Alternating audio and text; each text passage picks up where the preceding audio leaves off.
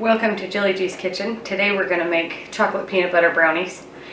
And I've already got my oven preheated to 375. I have a 9x13 dish here. I've already greased with butter. And so we are ready to get started. These will be gluten-free, of course. If you don't like peanut butter, just make this regular. And this actually has two different kinds of chocolate chips in here. I've got semi-sweet and dark. You could leave out the peanut butter and put in whatever kind of chips you like, white chocolate, milk chocolate, peanut butter chips, even butterscotch chips. In here I have a cup and a half of honey and about a tablespoon of molasses, 2 cups of melted butter, and if you cover your butter with saran wrap or plastic wrap, when you microwave it, it won't explode everywhere. So 2 cups of melted butter, and we're just going to mix this in with our honey and molasses, and it's mostly melted. You could half this recipe and do a smaller pan, like an 8x8. In here is the butter and honey and molasses, and I'm just going to mix this around. The butter wasn't really hot, but I want it to cool down just a little bit before I add in the eggs. And it will help this honey melt a little bit too. And with that little bit of molasses that I put in, it's making it a little bit darker. So this is looking pretty good. So I'm just gonna set that aside. In this bowl I have 2 cups of my gluten-free flour blend, 1.5 cups of cocoa powder, use whichever kind you like, and everything room temperature. And I have 2 teaspoons of salt, and I'm gonna sift it into my wet. I'm actually going to add the eggs in first. So dry ingredients are ready. Put that right here for a minute. And then I'm not worried about one at a time. I'm just going to put them all in at once. 8 eggs, room temperature. You could use a stand mixer if you wanted, but I can just use my muscle.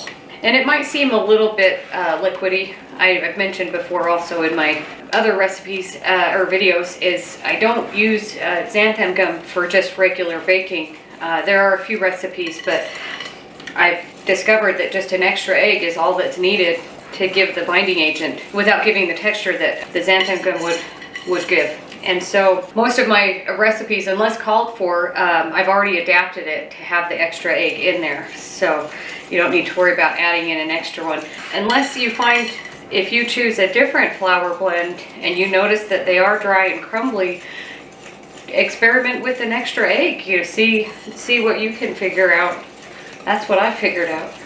And it does look a little bit separated, but it will all come together. So there is that. Now, for the dry ingredients, and actually not even yet. Let's finish with the wet first. In here I have 2 tablespoons of coffee and 2 tablespoons of vanilla. The coffee is not hot, and coffee actually helps bring out chocolate flavor, so you won't notice the coffee flavor in there. But if you don't have it or don't want it, don't use it. Mixed in there. Now, finally, the dry ingredients. Just all in one. And if you have a sifter, you can use a sifter, but which I do have, but I'm not using. So now that I've got all of my dry ingredients sifted in, I'm just going to stir it together. Be patient with it. It will come together.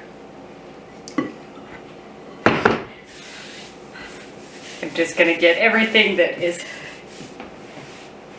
coming out of there. As you can see, I'm scraping down as I go, making sure everything's well mixed in, nothing on the bottom. Okay, that looks pretty good. Whew. So 1 cup of semi-sweet and 1 cup of dark chocolate. Again, you can use whatever you want, or none. You could put nuts in here if you wanted to as well. It's going to be super chocolatey. That is all mixed in really good. I'm going to put half of this batter in the pan, and then we're gonna spread in the peanut butter and then put the other half on. So just half in now, and I'm just gonna eyeball. Use your muscles to hold the pan. And just spread that out. If you don't like peanut butter, you could do this with cream cheese. Really whatever kind of filling you want, or a different kind of nut butter, almond butter, or we've discovered cashew butter. It's really good. You could do that in here. Extra messy and chocolatey. And I'm gonna heat up my peanut butter just a little bit to make it a little more spreadable. We choose a little more natural peanut butters, which tend to separate a little bit more, but they're also really thick. And so I'm gonna heat it up just a little bit in the microwave to make it spreadable on top. So as you can see, it's much more spreadable. And I'm just gonna dump it all in here and spread it out. Just help it along.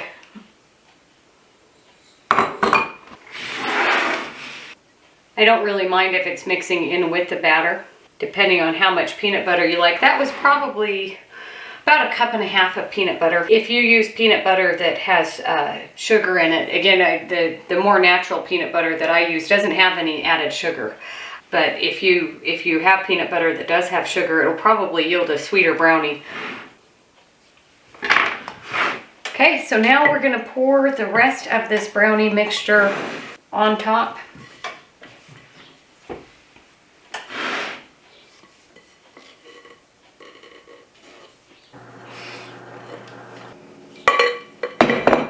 And same spatula. Just spread this around. Again, I don't care if any of the peanut butter is kind of peeking through. And you don't even have to layer it in like this. You could just kind of dollop it on and marble it in on top.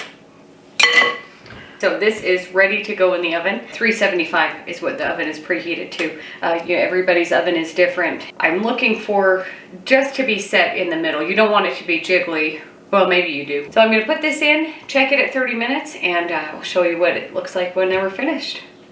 My brownies have been out of the oven for about an hour. They took about 45 minutes to bake. It's a little harder to tell when they're done because the peanut butter makes it hard to tell when it's just set in the middle. So just use your best judgment on that. So they're still a little bit warm.